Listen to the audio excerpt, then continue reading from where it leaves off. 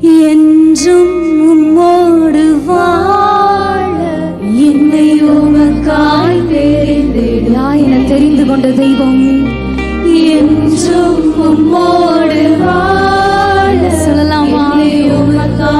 என்றும் உம்மோடு வாழ்வதற்காக உங்க சித்தம் செய்வதற்காக என்னை உமக்காய் உங்களோடு வாழ்வதற்காக என்றும் உணர்ந்தவர்களா ஈஸ்வர்